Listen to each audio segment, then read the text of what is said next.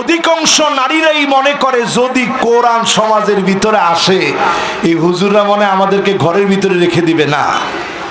কোরআন আপনাদেরকে ঘরের ভিতরে রাখার কথা বলে না।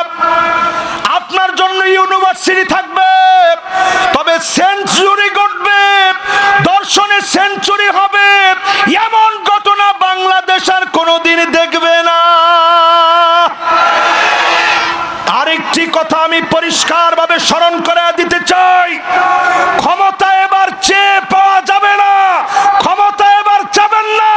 যারা হিম্মত নিয়ে কাজ করবেন তারাই ক্ষমতায় যাবে, ঠিক কিনা বলে?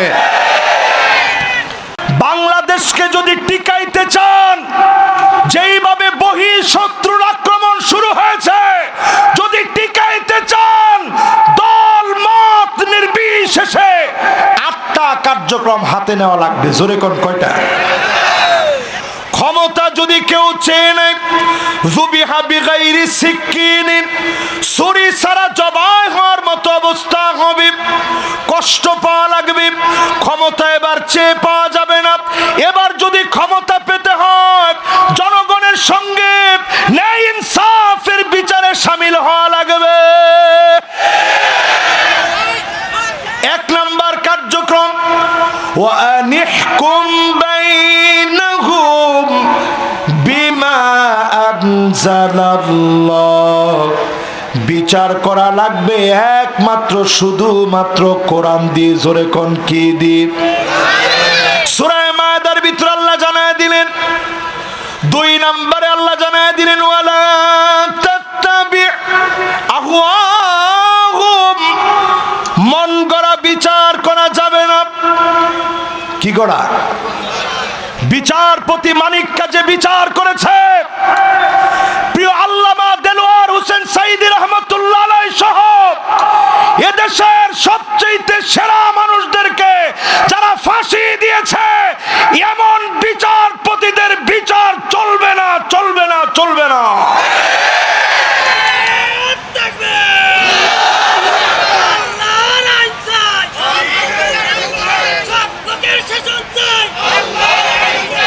সর্বশেষ 2টা শেষ হয়েছে, বাকি আছে 6টা। 3 নাম্বার, ওয়াহদারহুম, আল্লাহ পাক বলেন সতর্ক থাকা লাগবে। আইয়ুফতিনুকা বাদি মা আনজালাল্লাহু ইলাইক, আল্লাহ পাক যেই বিধান দিয়েছে কাফেররা যেন কিছু ঢুকায় দিতে না পারে, এই আয়াত সামনে নিয়ে পরিষ্কার আমরা বলতে পারি, আল্লাহ পাক বুঝায় দিলেন খবরদার আশেপাশের কোন দেশ কোনোভাবে যেন কোনো ইন্ধন ঢুকায় দিতে না পারে। এরপরে আল্লাহ কি বলে শোনেন 4 নম্বরে, فَإِن تَوَلَّوْا فَاعْلَمْ أَنَّمَا يُرِيدُ اللَّهُ أَن يُصِيبَهُم بِبَعْضِ ذُنُوبِهِمْ। এরপরেও যদি ঘাওরামি করো, গাত্তারামি করো, ঘাড় ফিরায় নাও, সতর্ক না হয়ে যদি ঘাওরামি করেন, অচিরে আযাব আসবে। অল্প স্বল্প গুনাহের কারণে সামান্য সামান্য আযাব, কখনো বন্যা, জলোচ্ছ্বাস, ঘূর্ণিঝড়, টর্নেডো, সিডর, আমপান, নার্গিস, ডানার মতো নানা রকমের, করোনা ভাইরাসের মতো নতুন আরেকটা ভাইরাস দিয়ে, নানা রকমের আযাব দিয়ে, এমনকি জালেম স্বৈরাচারীদের মতো শাসকদেরকে দিয়ে আবারও যিনি পরীক্ষা নেবেন তিনি কে?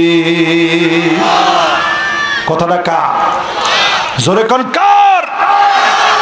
এরপরে 5 নম্বর আল্লাহ বলেন তোমাদের কার্যক্রম নাম্বার 5 হলো, ওয়া ইন্না কাসীরাম মিনান নাসি লাফাসিকুন,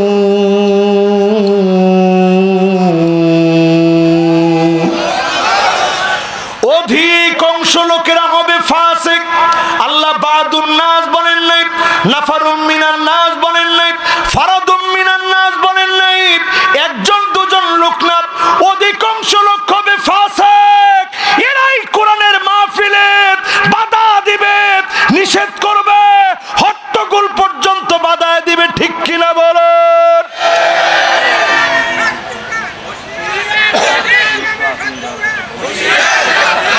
ইসলামের কোনো শত্রু নয়।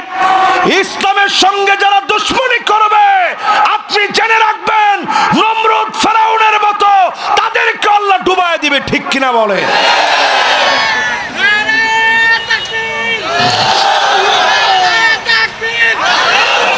পাঁচ নম্বরের পরে 6 নাম্বার, সবাই শুনি। কয় নাম্বার? আওয়াজ করে বলেন কয় নাম্বার? 6 নম্বরে আল্লাহ রাব্বুল আলামিন আমাদেরকে কর্মসূচি দিলেন। আফা হুকমাল জাহিলিয়াতি ইয়াবগুন। ও নবী, এত কিছুর পরে লোকেরা কি জাহিলিয়াতের দিকে চলে যাবে?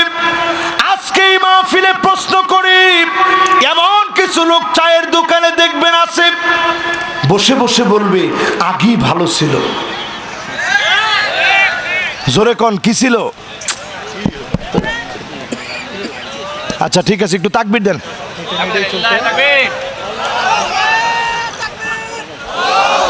তোমরা তাকবীর দাও। মাশাআল্লাহ মাশাআল্লাহ, লিল্লাহি তাকবীর। এবার শেষ কথা বলি, শুনেন। চায়ের দোকানে বসে বসে কাজ কাম নাই তো আরেকজনের দালালির মধ্যে ব্যস্ত, আগেই ভালো ছিল। হ্যাঁ হ্যাঁ, জিনিসপত্র বিক্রি করতে পারি না। কিছুদিন আগে বলছে হায় রে সবজির এত দাম, কেমন করে খাবো। এখন বলতেছে বিক্রি করতে পারি না। তার মানে বোঝা যায় পুরাটাই একটা ষড়যন্ত্র। ঠিক কিনা বলে? যারা এখনো বলেন জয় বাংলা বলতে বলতে মরবেন, আমি পরিষ্কার বলি মাতা মাইতাতাল জাহিলিয়া, তোমার মৃত্যু আইয়ামে জাহিলিয়াতের মতো বর্বর মৃত্যু হবে, ইমানদারের মৃত্যু তোমার হবে না। ঠিক নেই? আমি কালেমা পড়তে পড়তে মরতে চাই।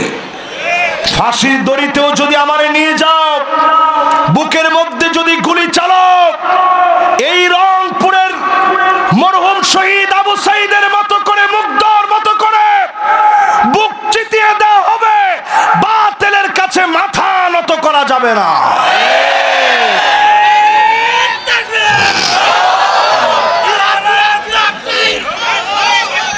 মাশাআল্লাহ, লিল্লাহি তাকবীর। এবার আসেন 6 নাম্বার শেষ। এই যে স্লোগান দিছে জিহাদ জিহাদ জিহাদ চাই, জিহাদ করে বাঁচতে চাই, এই স্লোগান যদি 5ই আগস্ট না হইতো, ওরে কিছু না বললো আমারে বলতো হুজুর একটু থানায় চলেন, 5টা মিনিট একটু চাটা খায়া গলায় ডিস্টার্ব হয়েছে না, 2 কাপ চা খায়া পরে হুজুর বাড়ি যায়। ঠিক কিনা বলেন? কিন্তু মুসলমান মনে রাখবেন, আমরা মুসলমানেরা কখনো যুদ্ধ করি না, আমরা জিহাদ করি। যুদ্ধ আর জিহাদের মধ্যে পার্থক্য হচ্ছে যুদ্ধ সবাই করতে পারে, শহীদি তামান্না নিয়ে ময়দানে জীবন বাজি রেখে জিহাদ করতে পারে না।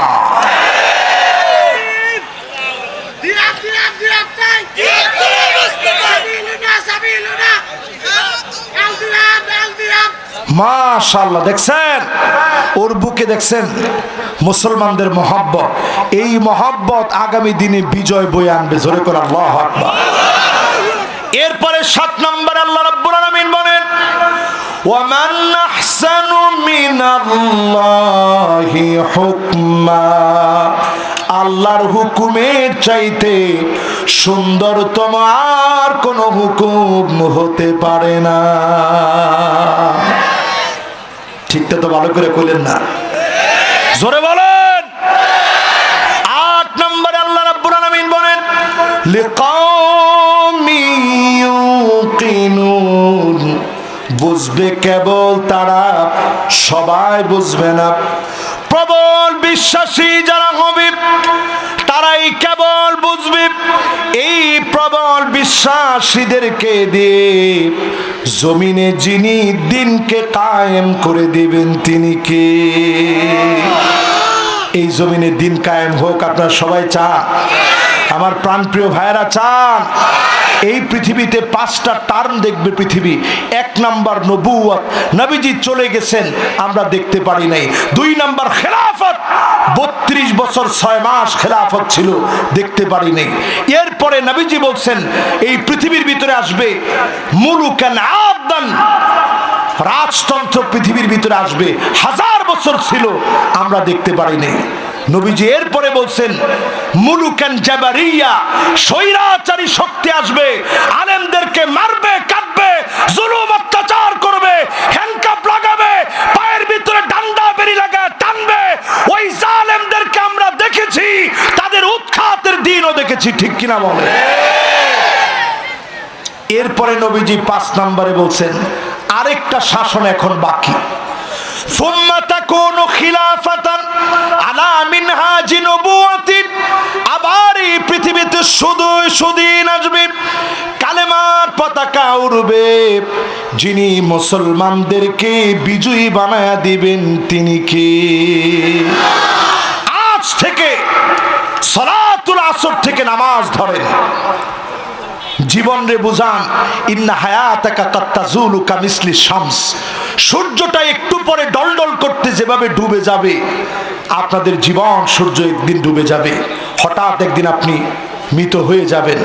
আজকে আমাদের সঙ্গে হেলিকপ্টারে যিনি আসার কথা ছিল, পুরো হেলিকপ্টারের সব বিষয়কে যিনি সাজিয়েছেন, সিলেটের একজন ভাই, আমার অত্যন্ত মহব্বতের ছিল, আমি জানতাম না, আলামিনদের কাছ থেকে আমি শুনছি, স্পন্দনের আলামিন নাম, আলামিনদের কাছ থেকে আমি শুনছি, আলামিনরা সব টাকা টোকা খরচ করছে, সব এরা অ্যারেঞ্জ করেছে, সব এরা, কিন্তু ওই লোকটা সব তাদের জন্য প্রস্তুত করে দিয়েছে।